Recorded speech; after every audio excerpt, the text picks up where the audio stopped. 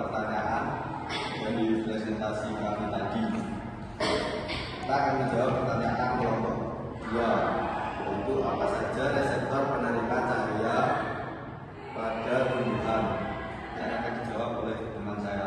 Perkenalkan, saya namanya Hania Salsabila. Saya akan menjawab pertanyaan kelompok 2, yaitu tumbuhan memiliki beberapa jenis reseptor cahaya utama seperti Cryptokrom dan fototropin.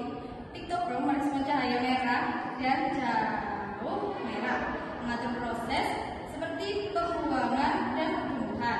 Kemudian Cryptokrom merespon cahaya biru dan ultraviolet, berperan dalam pengaturan siklus harian dan pertumbuhan.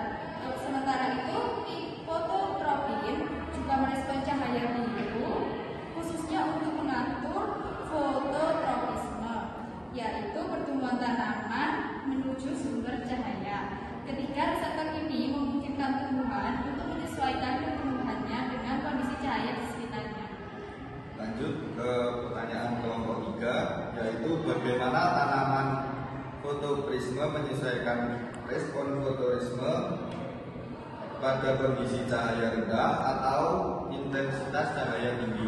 Yang akan dijawab oleh teman saya. Nama saya Nia Fasiza. Saya akan menjawab dari kelompok 3, yaitu faktor lingkungan seperti cahaya, suhu, air, dan konsentrasi gas mempengaruhi efektivitas jalur transduksi sinyal pertumbuhan.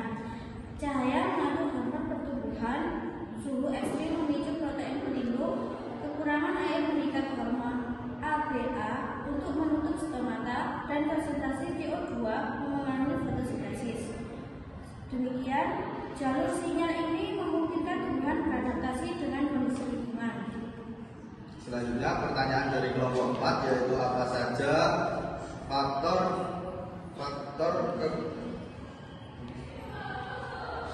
lingkungan yang dapat mempengaruhi efektivitas jalur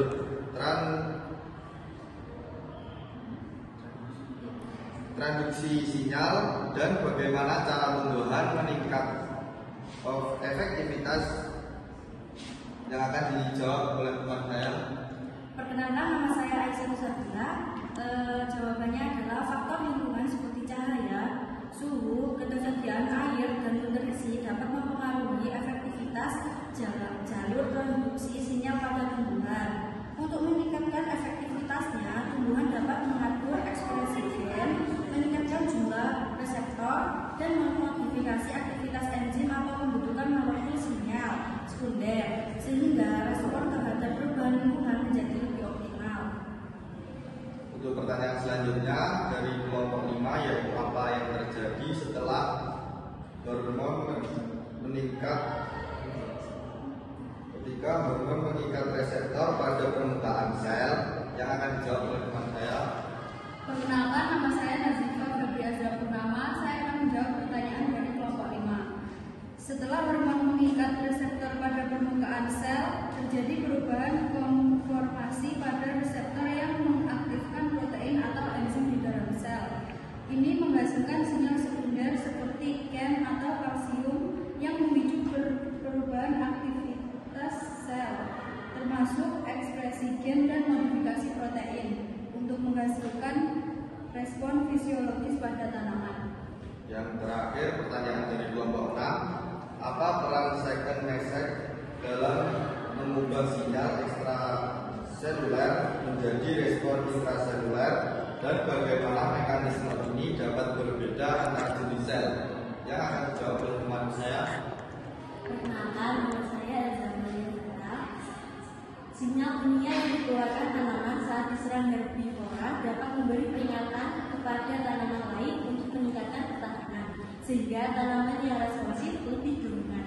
Sebaliknya, tanaman yang tidak bisa merespon atau lebih rentan bisa terkena, mengurangi keanekaragaman spesies dan mengubah dinamika persaingan antar tanaman dalam ekosistem. Faktor lingkungan seperti cahaya, suhu, air, dan konsentrasi gas mempengaruhi efektivitas jalur transduksi sinyal pertumbuhan. Cahaya mengatur hormon pertumbuhan, suhu ekstrim memicu protein pelindung, kekurangan air meningkatkan hormon BA untuk menutupi stomata dan konsentrasi CO2 mempengaruhi fotosintesis. Jalur sinyal ini memungkinkan tumbuhan beradaptasi dengan kondisi lingkungan. Baik,